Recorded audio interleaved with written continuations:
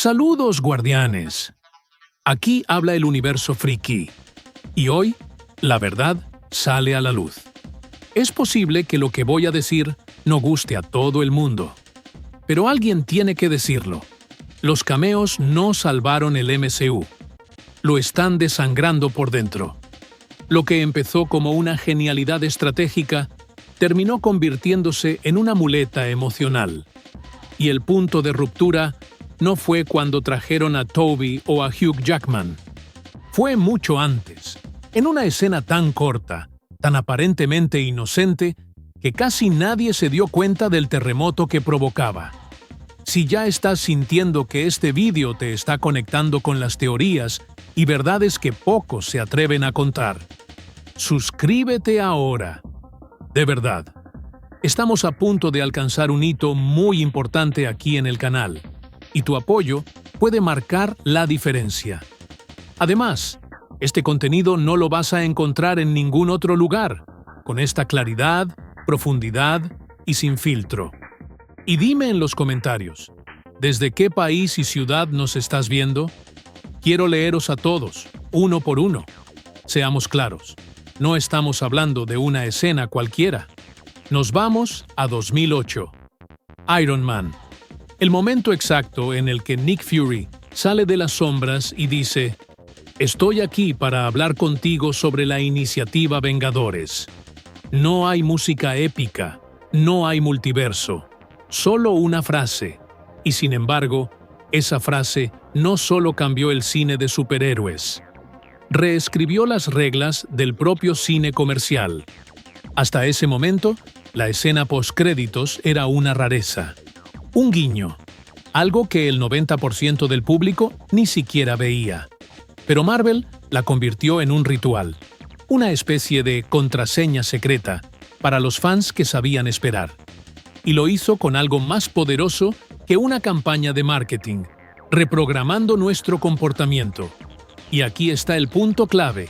No era solo una escena extra, era una promesa, una pista de que había algo más allá, un universo interconectado. Y lo más brillante, o quizás lo más perverso, es que no lo vendieron como tal. Lo insinuaron, lo sembraron, y nos dejaron a nosotros, el público, con hambre de más. Pero lo que casi nadie se atreve a admitir es que esa hambre fue diseñada. Nos enseñaron a buscar conexiones, a quedarnos después de los créditos, a esperar que cada película fuera una pieza de algo más grande. Y lo consiguieron. Nos atraparon. Sin decirlo explícitamente, crearon una red invisible que conectaba no solo a los personajes, sino también a nosotros. Y esa red, ese sistema, parecía perfecto. Hasta que dejó de serlo. Porque hay un giro en todo esto que nadie quiere enfrentar. Una fractura que empezó ahí, en esa primera escena con Nick Fury, y que hoy amenaza con hacer colapsar todo el MCU. Te lo cuento justo después. Después de ese primer impacto en Iron Man, Marvel no se conformó con insinuar un universo compartido. Fue mucho más allá. Diseñó un sistema de recompensa emocional progresiva, calculado con precisión quirúrgica. Cada película no solo contaba su historia, dejaba migas de pan para la siguiente. Una escena, un personaje inesperado, una conversación fuera de lugar. Todo formaba parte de un entrenamiento encubierto. Y lo más inquietante es que funcionó. El público empezó a quedarse en su asiento durante los créditos no por costumbre, sino por necesidad.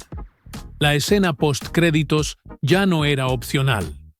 Era parte del contenido oficial. Saltársela era perderse algo esencial. Y Marvel lo sabía. Como un director de orquesta silencioso, estableció una nueva norma de comportamiento colectivo.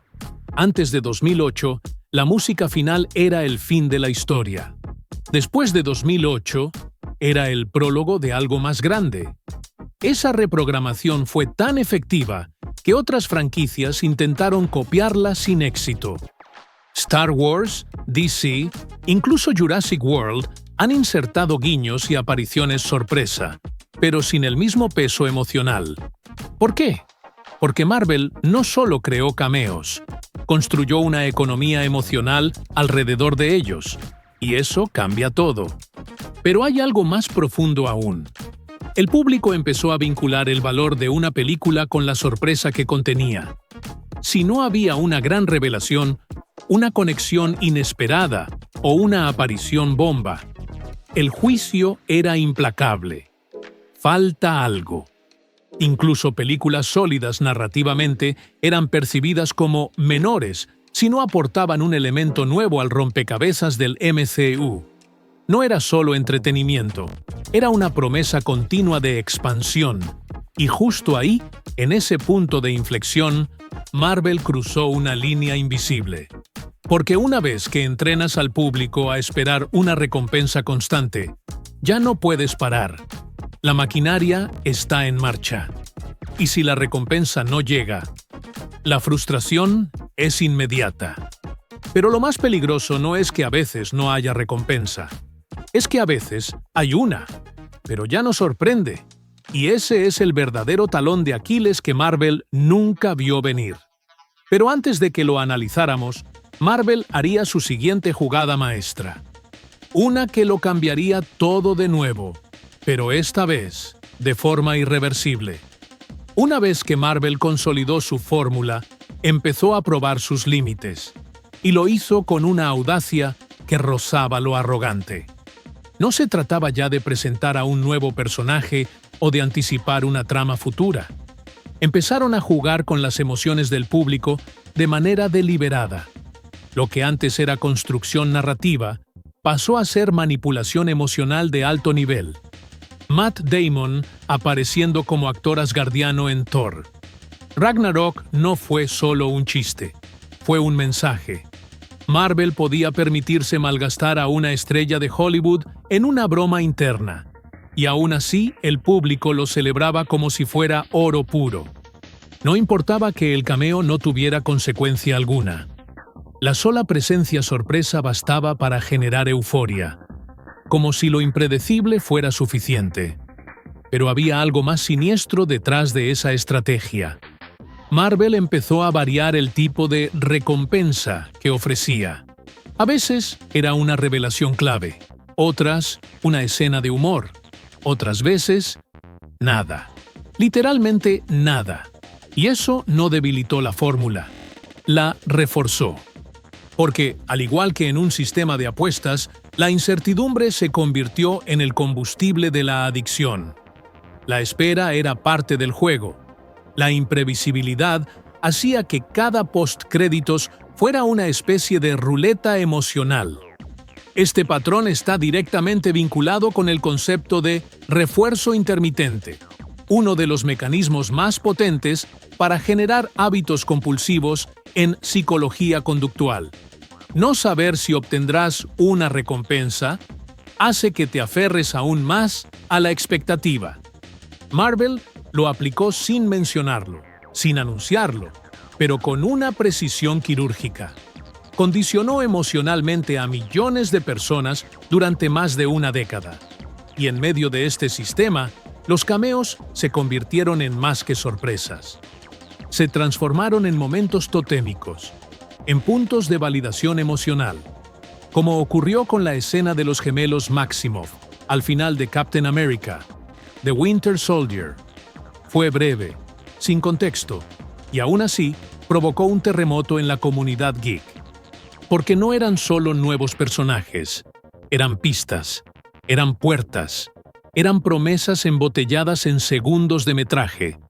Pero la culminación de esta estrategia llegó con un golpe tan potente que redefiniría la historia del cine de superhéroes. Y cuando llegó, ni siquiera parecía real. Cuando Spider-Man No Way Home llegó a los cines, muchos lo celebraron como el evento cinematográfico del año. Pero lo que hizo esa película no fue simplemente traer de vuelta a Tobey Maguire y Andrew Garfield. Lo que hizo fue romper una de las leyes no escritas del cine moderno. La muerte de una franquicia es definitiva. Hasta ese momento, cada reinicio suponía un borrón y cuenta nueva. Una etapa terminaba, otra comenzaba. sin solapamientos, sin fantasmas del pasado. Marvel decidió ignorar esa regla, y no solo la ignoró, la pulverizó. Trajo de regreso no a actores interpretando nuevas versiones, sino a las mismas versiones, con su propia continuidad, su propio bagaje emocional, sus cicatrices. Tobey no era un Spider-Man, era su Spider-Man. Andrew no era un actor reciclado, era el eco de un universo que se había dado por muerto. Eso no fue un cameo, fue una fractura estructural en el tejido narrativo del cine de superhéroes. Ese momento reconfiguró todo el panorama, porque si ellos podían volver, ¿quién no podía? Cualquier personaje, de cualquier estudio, de cualquier época, quedaba súbitamente reactivado como posibilidad narrativa. Lo que antes eran universos cerrados, ahora eran simplemente ramificaciones pendientes. Y el multiverso dejó de ser un concepto de ciencia ficción para convertirse en una herramienta comercial de resurrección. Pero esa decisión también abrió una grieta. Al desdibujar las fronteras entre lo que acabó y lo que aún puede volver, Marvel eliminó la idea de cierre. Y sin cierre, la narrativa se vuelve interminable, pero también carente de peso. Porque si ningún final es definitivo, entonces ninguna pérdida es real. Si Andrew vuelve, si Tobey vuelve, si incluso Wesley Snipes puede volver, ¿qué significa entonces la muerte de un personaje? ¿Qué significa el sacrificio? La respuesta está en lo que sentimos cuando esas versiones aparecieron en pantalla. No fue solo emoción, fue catarsis. Fue una especie de reconciliación con nuestra propia nostalgia. Y Marvel lo sabía. Estaba vendiéndonos algo mucho más profundo que un crossover. Nos estaba ofreciendo volver a sentir lo que sentimos hace 10, 15 o 20 años. Y lo hizo con una precisión quirúrgica.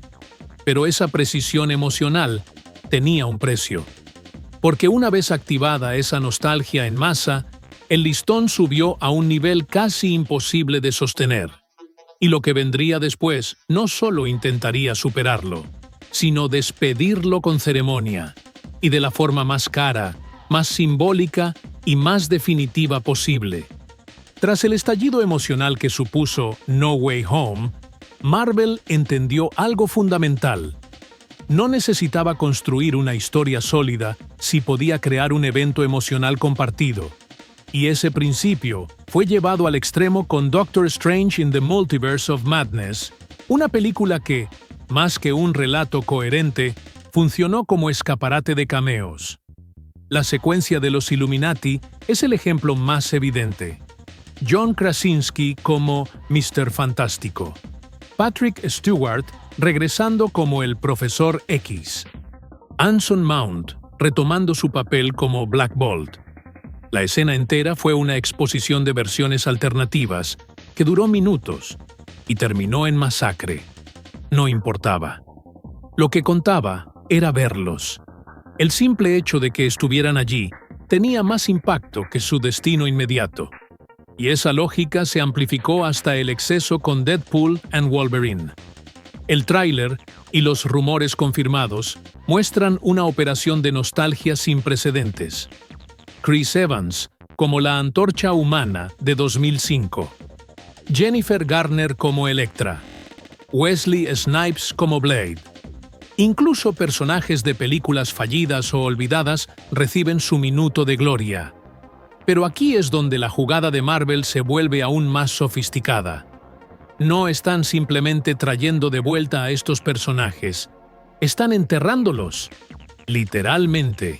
El concepto del Void, una especie de cementerio del multiverso, no es solo una construcción narrativa, es una declaración metatextual.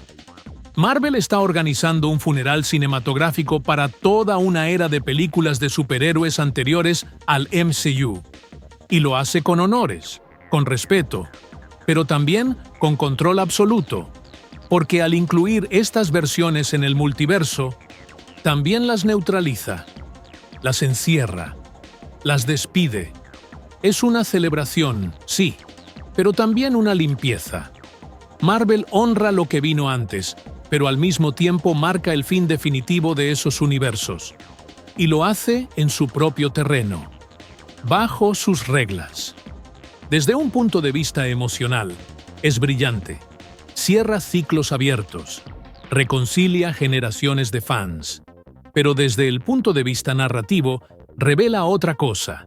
Marvel está usando los cameos como ritos de paso, como rituales de dominación cultural. Ya no se trata de expandir el universo, se trata de absorberlo todo. Y esa absorción tiene un efecto secundario inevitable: la saturación. Porque si cada película necesita incluir 10 referencias, 5 regresos y un puñado de guiños a franquicias extintas, ¿dónde queda la historia real? ¿Dónde está el presente del MCU? Lo que empezó como un homenaje podría estar devorando el espacio creativo del futuro. Y aún así, incluso ahora, no hemos llegado al verdadero núcleo de esta estrategia. Porque el poder de los cameos no está en quién aparece, está en lo que hacen sentir. Y esa emoción es el arma secreta de Marvel. Pero también su mayor dependencia. Lo que emociona no es ver una cara conocida en pantalla, es lo que esa cara despierta dentro de nosotros. Marvel comprendió algo que va mucho más allá de la nostalgia o del fanservice. Comprendió que, en un mundo fragmentado y saturado de contenido, las personas no solo buscan entretenimiento, buscan pertenecer. Cuando J.K. Simmons apareció como J. Jonah Jameson en Spider-Man Far From Home, no fue un simple guiño. Fue una reconexión directa con los que crecieron con la trilogía de Sam Raimi. Cuando Charlie Cox regresó como Daredevil en No Way Home, no solo trajo a un personaje, validó años de campañas de fans, peticiones online, hashtags, teorías. Fue un gesto que decía: «Te escuchamos». Esa dinámica va mucho más allá del cine. Marvel convirtió cada cameo en una prueba emocional, una especie de recompensa invisible para quienes estuvieron atentos, para quienes siguieron cada serie, cada pista, cada actualización del lore. No estás viendo solo una película, estás participando en un código compartido, en una conspiración emocional, donde solo los verdaderos fans captan todos los significados. Y eso es poder, no solo narrativo, cultural, porque hace que cada estreno se convierta en un ritual social, una cita obligada, un momento que, si no lo vives en tiempo real, te quedas fuera. En plena era de plataformas bajo demanda y consumo individual, Marvel recuperó la sala de cine como evento colectivo. Cada aparición sorpresa es un recordatorio de que formas parte de algo. Y aquí es donde está el verdadero motor detrás de toda esta estrategia. Los cameos no son el fin, son el vehículo. Lo que Marvel vende no es solo una historia, es el acceso emocional a una comunidad. Es el privilegio de decir: yo lo vi primero, yo entendí la referencia, yo estuve ahí. Pero este sistema tiene un problema estructural. Cuando todo se basa en la pertenencia, ¿qué ocurre cuando empieza a repetirse? ¿Qué pasa cuando ya no hay más versiones que traer, ni actores que rescatar? Porque el valor emocional del reencuentro disminuye cuando se convierte en rutina. Y ese es el riesgo silencioso al que Marvel se está acercando más de lo que parece. Y justo en ese límite, donde la emoción se convierte en expectativa vacía, aparece el verdadero problema. Porque lo que Marvel construyó es brillante, pero también es adictivo, y como toda adicción, requiere dosis cada vez mayores para mantener el mismo efecto. Y esa escalada tiene consecuencias, que ya están empezando a notarse. Toda fórmula poderosa tiene un punto de saturación, y Marvel, al basar gran parte de su narrativa reciente en cameos, empezó a cruzar esa línea. Porque cuando cada película Cada serie, cada escena postcréditos promete una aparición inesperada.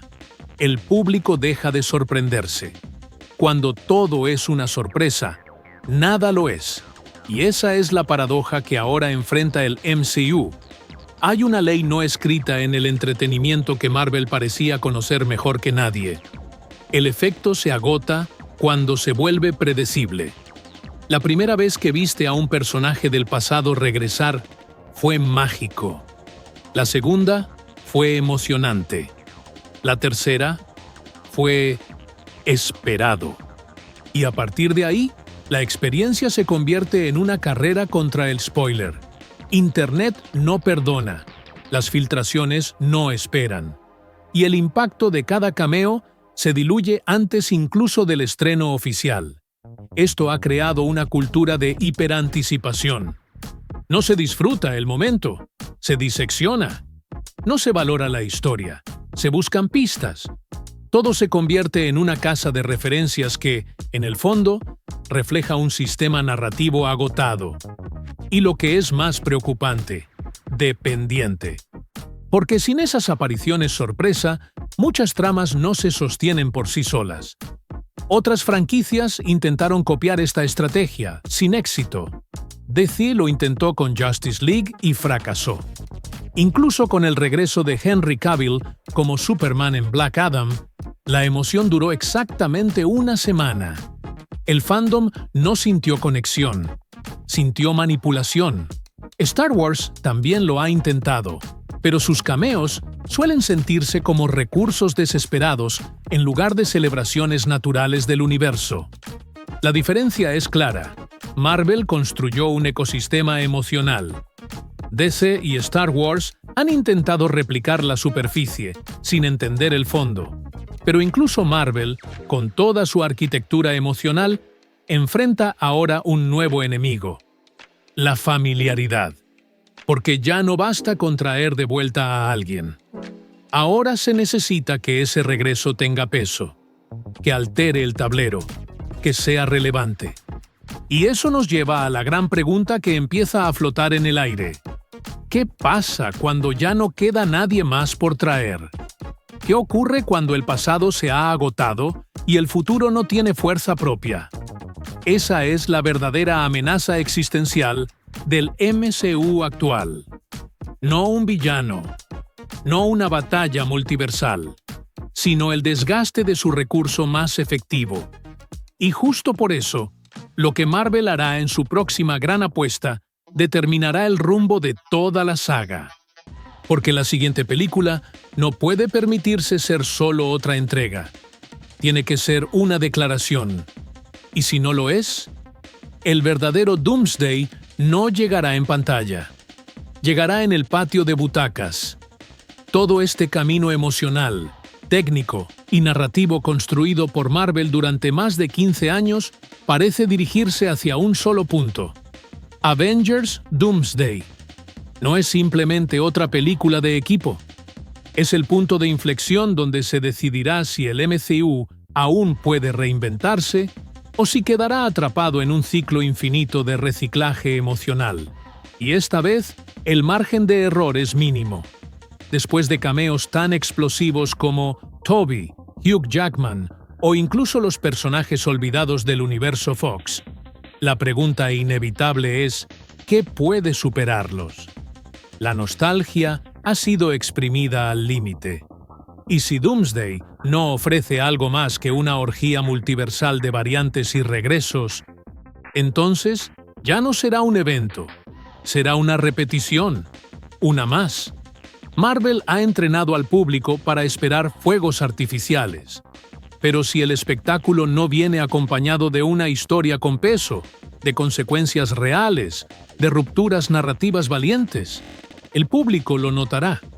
Porque por mucho que nos gusten los rostros conocidos, lo que realmente buscamos es sentir que estamos viviendo algo único, algo que importa.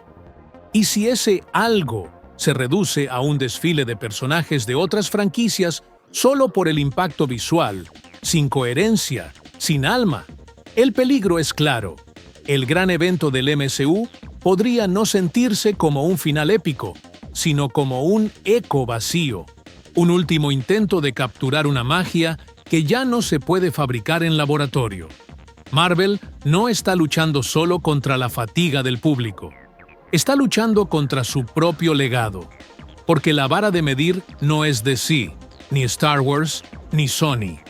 Es Infinity War. Es Endgame. Es No Way Home. Y si Doomsday no logra elevarse por encima del espectáculo fácil, la caída no será narrativa, será cultural. Y eso nos lleva a una reflexión final. Marvel no construyó un imperio de cameos, construyó una comunidad global, un lenguaje compartido, una forma de vivir el cine como experiencia colectiva. Pero esa comunidad ya no se conforma con migajas de emoción disfrazadas de nostalgia. Quiere historias con peso, quiere volver a creer. Y si tú has sentido eso durante este video, si te has conectado con esa sensación de que algo grande está en juego más allá de la pantalla, te invito a suscribirte al canal. Estamos a punto de alcanzar un objetivo muy especial, y tu apoyo es lo que nos permitirá seguir creando este tipo de contenido, con profundidad, con análisis real, sin fórmulas vacías. Y antes de cerrar, dime una cosa. ¿Desde dónde nos estás viendo? ¿Desde qué ciudad o incluso qué país? Déjalo en los comentarios. Me encanta ver hasta dónde llega esta comunidad, porque al final, eso es lo que Marvel nos enseñó, y lo que aún podemos recuperar, que las historias importan más cuando se viven juntos. Y eso apenas está empezando.